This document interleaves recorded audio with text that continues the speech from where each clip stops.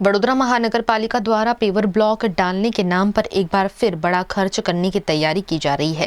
बताया जा रहा है कि करीब 15 साल पहले डाले गए पेवर ब्लॉक को अब हटाकर नए पेवर ब्लॉक बिछाने की योजना बनाई गई है। इस पूरे मामले को लेकर कांग्रेस ने कड़ा विरोध जताया है। मंगल बजारનો વિસ્તાર જ્યાં સિટીનું હાર્ટ કહેવાય અને જે મધ્ય ગુજરાતનું સૌથી મોટું બજાર કહેવાય કે જ્યાં લગ્નની સિઝન ચાલી હોય, લોકો દૂર ગામડાથી આવતા હોય ખરીદી કરવા માટે। એવામાં કોર્પોરેશન અધિકારીઓને રાતોરાત સપનું આવ્યું કે આપણે મંગળ બજારમાં ભ્રષ્ટાચાર કરીએ। તો ભ્રષ્ટાચાર કરવો તો કઈ રીતે કરો?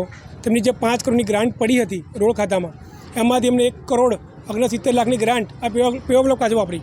અને પેવર બ્લોકની તમે કન્ડિશન જાણો છો, પેવર બ્લોક એટલી સારી સ્થિતિમાં છે કે આવનાર 20 વર્ષ સુધી પેવર બ્લોકને કંઈ થાય નહીં। પેવર બ્લોક 80 mm છે ને ખૂબ જ સારા છે, તે છતાં પણ રાતોરાત તમને પેવર બ્લોક 80 mm ની જગ્યાએ 60 mm નાખ્યા। આ વિસ્તાર એવો છે કે જ્યાં હેવી વ્હીકલ નથી આવતા, મોટી મોટી ગાડીઓ નથી આવતી, અને પેવર બ્લોકની કન્ડિશન સારી છતાં પણ રાતોરાત આ પેવર બ્લોક બદલી શું કામ થયું એ મુખ્ય સવાલ છે।